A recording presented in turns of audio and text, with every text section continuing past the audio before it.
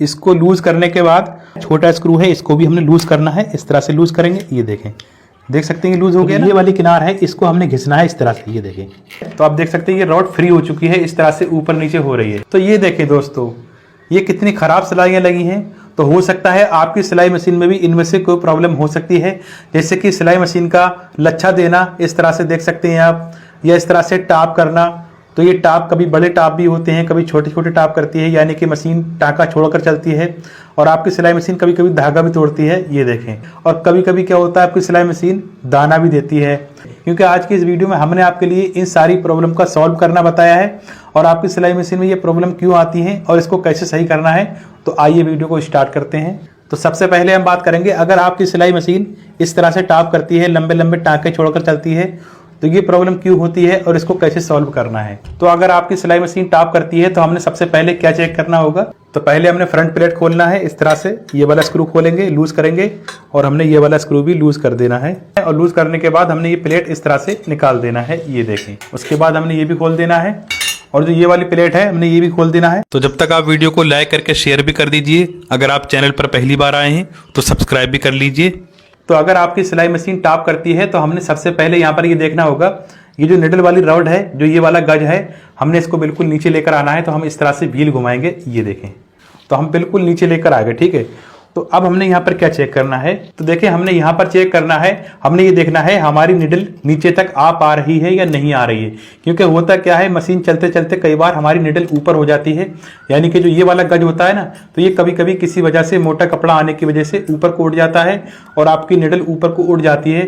तो इस वजह से आपकी सिलाई मशीन टाप करती है। तो अगर मैं यहाँ पर चेक कर पा रहा हूँ तो हमारी निडल इस तरह से नीचे को यहाँ पर दिख रही है। तो यहाँ पर आपकी निडल करीब 1 सूत या 1.5 सूत नीचे को होनी चाहिए यहाँ से, ठीक है। अगर यहाँ से 1 या 1.5 सूत ऊपर को नहीं है, आप इस तरह से पेचकस से टच करके देख सकते हैं, ये देखें। तो यहाँ पर ये टच हो रही है, तो यहाँ पर ये निडल तो सही है।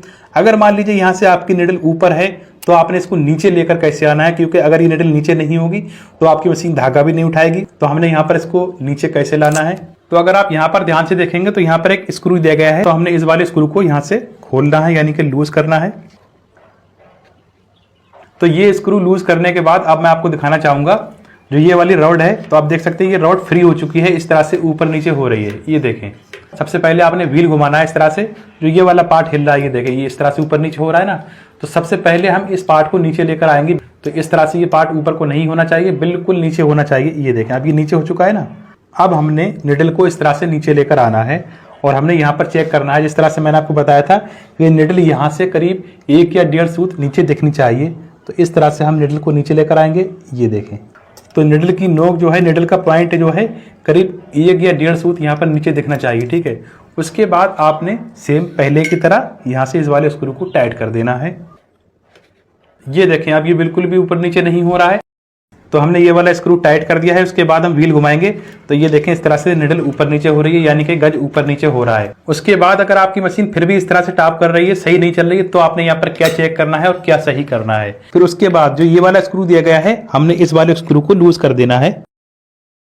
इसको लूज करने के बाद जो ये वाला बुश है, इसमें भी यहाँ पर स्क्रू दिया गया है, छोटा स्क्रू है, इसको भी हमने लूज करना है। इस तरह से लूज करेंगे, ये देखें, देख सकते हैं लूज हो गया ना। इसको हमने साइड से कर देना है। अब जो ये वाला बुश है ना, तो इसको हमने थोड़ा सा इधर के लिए खिसकाना है, क्योंकि होता क्या है, कभी कभी हमारे शटल की नोक निडल से थोड़ी दूर हो जाती है, तो इस वजह से आपकी मशीन टाप करती है और ऊपर को धागा भी नहीं उठा पाती है। तो देखें, इसके लिए हमने क्या करना होगा। उसके लिए हमने यहाँ पर पेचकस रखना है, इस तरह से छोटा वाला पेचकस लेंगे, फिर हमने हथौड़ी लेना है और यहाँ पर मारना है, इस तरह से मारेंगे, ये देखें। तो इस तरह से थोड़ी मारेंगे, तो ऐसा करने से क्या होगा, ये जो बुश है ये थोड़ा आगे को खिसक जाएगा और आपके शटल की नोक निडल की नोक से मिल जाएगी और कोई भी गैप नहीं रहेगा। उसके बाद अब मैं आपको दिखाना चाहूँगा, अभी जो हमने शटल के बुश पर ठोक लगाई है, तो ये हमने क्यों लगाई है। होता क्या है, कई बार ये जो शटल की नोक होती है ना, तो ये निडल से थोड़ी दूर हो जाती है, बीच में गैप हो जाता है, तो इस वजह से आपकी मशीन टाप करती है और धागा भी तोड़ती है। तो हमने शटल को इसीलिए आगे को थोड़ा सा ठोका है, ताकि शटल थोड़ा करीब में आ जाए और आपकी मशीन टाप ना करे। तो बस आपने यहाँ पर यही देखना है, यहाँ पर शटल और सुई के बीच में गैप नहीं होना चाहिए, यानी कि आपकी निडल और शटल आपस में टकराना भी नहीं चाहिए और बीच में गैप भी नहीं होना चाहिए। अगर आप ये जानना चाहते हैं पुराने शटल की टाइमिंग कैसे मिलाई जाती है, न्यू शटल कैसे लगाया जाता है, तो इस टॉपिक पर हमारे चैनल पर वीडियो पहले से अवेलेबल है, तो वो वीडियो आप जाकर देख सकते हैं। अब बात करते हैं, अगर आपकी सिलाई मशीन बार बार धागा तोड़ती है, तो ये मशीन धागा क्यों तोड़ती है और आपको क्या सेटिंग करना है जो आपकी मशीन धागा ना तोड़े। तो आपने क्या करना होगा, यहाँ पर उंगली रखना है इस तरह से और आपने धीरे धीरे इस तरह से टच करना है। तो यहाँ पर आपने ये फील करना है, अगर आपको लग रहा है कि आपकी उंगली पर इस तरह से यहाँ पर कुछ टच हो रहा है जैसे कि यहाँ पर चिकनावट नहीं है, तो समझ लीजिए यहाँ से आपका शटल में थोड़ी सी प्रॉब्लम है, आपने यहाँ पर इसको घिसना होगा। तो इसके लिए हमने रेती ले लेना है। अगर आपके पास ये रेती नहीं है तो आप ये वाली रेती ले सकते हैं। ये देखें, ये छोटी रेती होती है। अगर आपके पास ये भी नहीं है तो आप ये रेगमाल ले सकते हैं, ये मार्केट में बहुत ही आसानी से मिल जाता है। तो जो ये वाली किनार है इसको हमने घिसना है इस तरह से। ये देखें, ज़्यादा ज़ोर से नहीं घिसेंगे, इस तरह से घिसेंगे हम।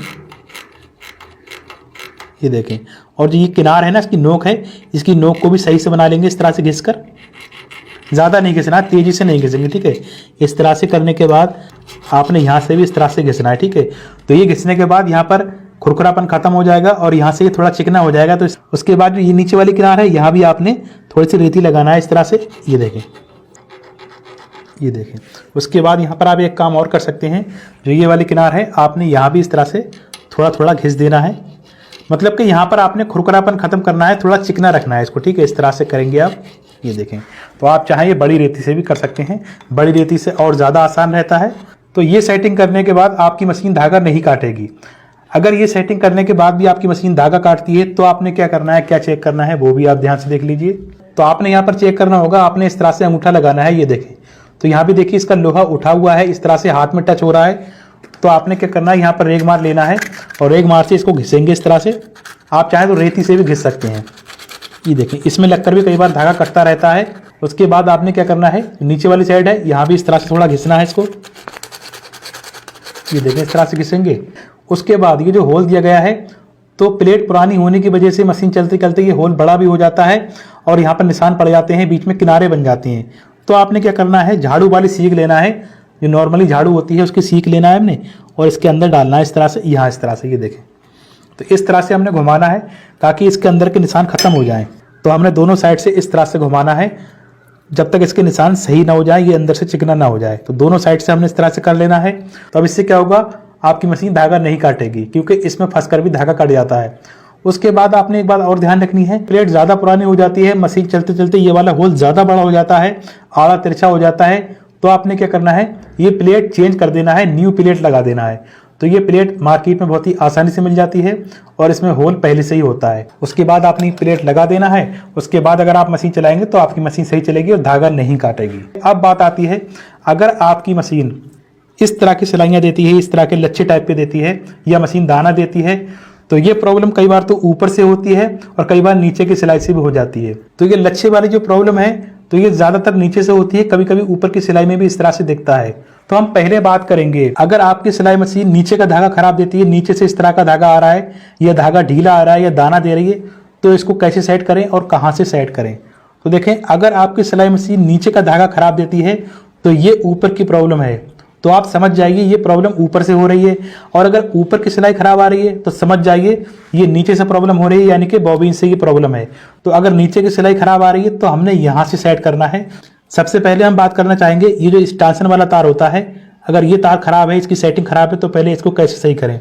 तो जब हम स्टिचिंग करते हैं तो ये तार इस तरह से ऊपर नीचे होता है, इस तरह से। ये देखें, तो स्टिचिंग करते करते कभी कभी ये तार इस तरह से ऊपर ही रह जाता है, नीचे को नहीं आता है, और कभी कभी ये तार बहुत ज़्यादा नीचे को हो जाता है। ये देखें इस तरह से।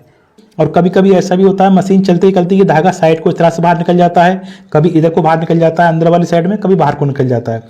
तो अगर आपका धागा इस तरह से बाहर को निकल रहा है या इधर को निकल जा रहा है, तो आपने क्या करना है, इस तार को पकड़ना है इस तरह से और यहाँ से दबा देंगे।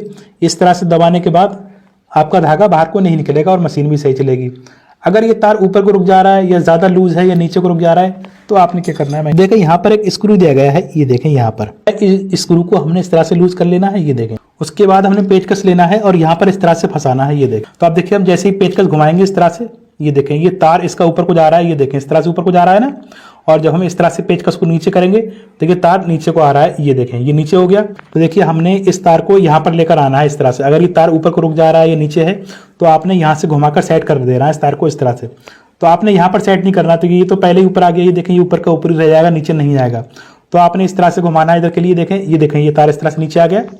ये देखें, तो आपने यहीं पर लाकर रोकना है इस तार को। आप ये सेटिंग देख लीजिए, यहाँ पर आपने ये वाला स्क्रू टाइट कर देना है इस तरह से। ये देखें, तो हमने इस तार को ऊपर किया, छोड़ा, नीचे आ गया, छोड़ा, नीचे आ गया।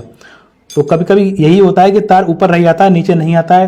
तो अब तार की सेटिंग तो आप समझ ही गए होंगे। अब बात करते हैं, अगर आपकी मशीन नीचे का धागा सही नहीं दे रही है तो आपने क्या करना है, ये वाली प्लेटें होती हैं, प्लेट के बीच में आपने फूंक मारना है इस तरह से। इसके बीच में जो भी कचरा वगैरह होगा वो साफ हो जाएगा। कई बार क्या होता है, धागा फंस कर आता है तो आपकी मशीन सही नहीं चलती है। और ये जो प्लेटें हैं, प्लेटों के बीच में आपने 2 बूंद ऑयल भी डाल देना है। उसके बाद अब आपने यहाँ पर धागा कितना टाइट रखना है, कितना लूज रखना है वो समझ लीजिए। तो जो ये वाला स्क्रू दिया गया है, इससे आपका धागा टाइट होता है और लूज होता है। इधर को धागा टाइट होगा और इधर को लूज होगा। तो आपने कितना टाइट रखना है, तो यहाँ पर आपने चेक करना है, धागा ज़्यादा लूज भी नहीं होना चाहिए और धागा ज़्यादा टाइट भी नहीं होना चाहिए, ठीक है। और यहाँ पर आपने ये भी नोट करना है, धागा झटके से तो नहीं आ रहा है, फंसकर तो नहीं आ रहा है। तो आपने यही सेटिंग करना है, नीचे की सिलाई सही हो जाएगी। अब बात करते हैं, अगर आपकी मशीन ऊपर की सिलाई खराब दे रही है तो आपने क्या करना है। तो दोस्तों ये प्रॉब्लम है बॉबिन की, यानी कि डिब्बी की। तो देखिए हमने कैसे पता लगाना है कि हमारी बॉबिन सही है कि नहीं है। तो देखिए अगर हम इस तरह से पकड़ते हैं ना, तो देखिए धागा इस तरह से उठा चला आ रहा है और बॉबिन वहीं की वहीं है। तो इसका मतलब भी धागा लूज है।